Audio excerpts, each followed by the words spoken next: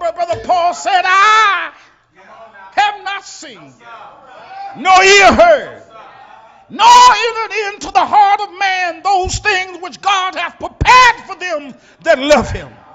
Amen. He was talking about revelation. He was talking about those things God had revealed from the truth. Oh, church, I wish I could get somebody to see that God demonstrates his excellence through his truth. I don't believe in subjectivism. I don't believe that what's true for you don't have to be, no, either we all see it or we all miss it. But the truth is the truth. I hear church folk talking about, well, what it mean to me. Baby, I don't mean no harm. I could care less what it mean to you. I want to know what it mean to God. See, because he's a God of excellence, and this word is so excellent, God said, don't touch it.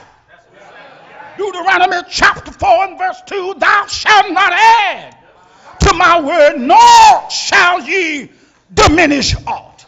Heard the wise man Solomon say in Proverbs chapter 30 and verse 6, ye shall not add to this word, nor shall ye take away from it. Then Brother John, out on the God-forsaken Isle of Patmos, he said, I'm finished with my revelation. But God told me to tell you something about this revelation. He said, I testify unto every one of you that hear the words of the prophecy of this book. If any man shall add unto the things, God shall add unto him the plagues that are written in this book. He said, don't add to the book of God's revelation. Don't take away from God's revelation. How many times does God have to display the plateau of his excellence? He said, don't touch it. Deuteronomy 4 and 2. If you missed it, Proverbs 30 and 6, don't touch it. If you missed it, Revelation 22, 18 and 19, don't touch it. Don't touch it. Don't touch it. Don't touch it. Don't touch it. Don't touch it. Don't touch it.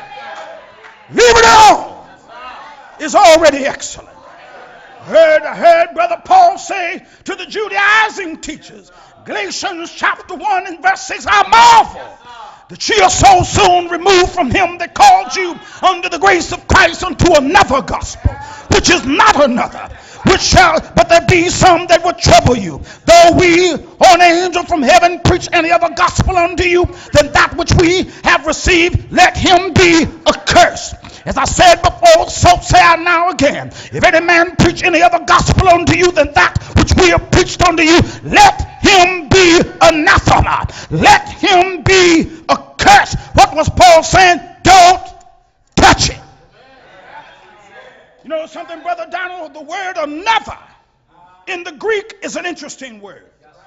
There are two of them, allos and heteros. One means a gospel of another kind. One means a gospel of the same kind. Y'all ain't helping me.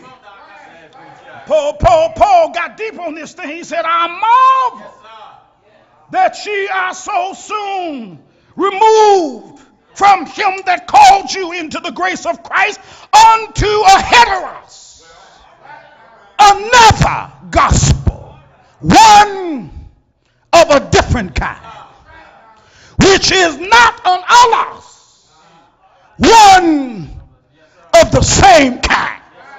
Y'all ain't saying nothing. Because God is a God of excellence.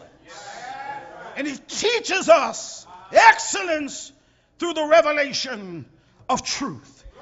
But not only does he teach us his excellence through the revelation of truth, but God also teaches us his excellence through the truth of salvation.